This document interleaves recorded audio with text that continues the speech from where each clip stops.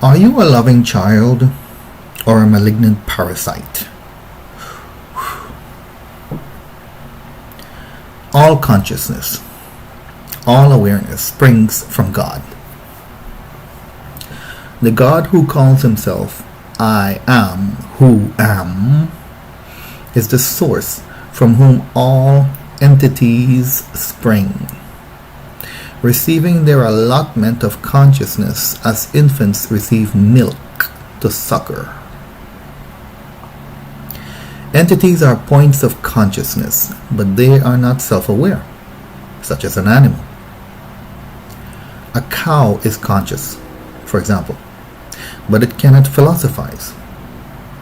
It can enjoy its awareness, the warmth of the sun, the sweetness of the grass, but it cannot ask itself whether roaming in the pasture all day is rather boring and below its expectations.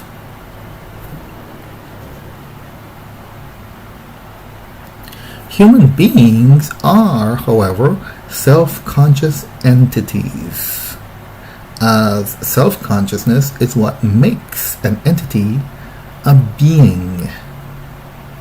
But unlike regular entities like animals who are only conscious, beings are given an additional gift by God.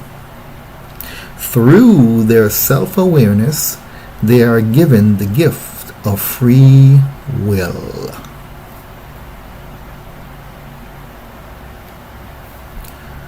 Free will is our ability as self-aware beings either to accept or reject God himself, our Creator. God gave us this gift so that we might love him.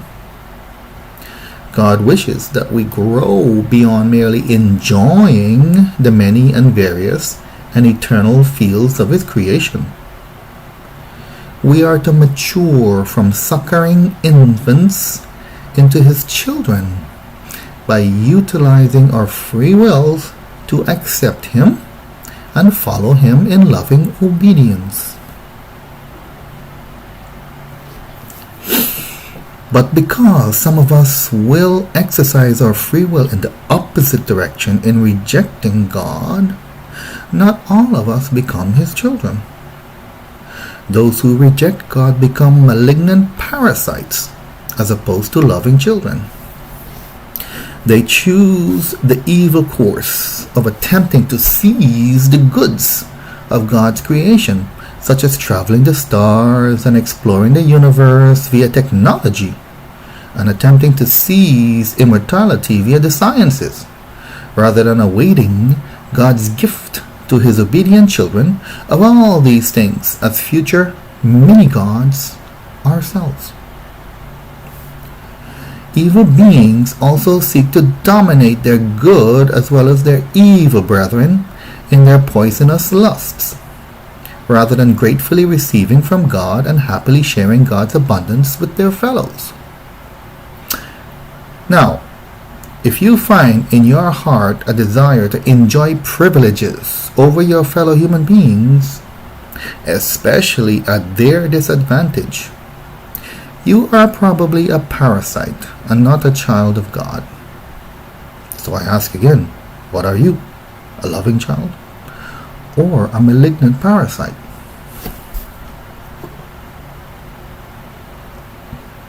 By the way, no matter how evil we are, God does not see us as parasites. He rather looks upon us in his sadness and disappointment, but he never gives up hope. We are only to rightly call ourselves parasites if we will reject such a loving parent.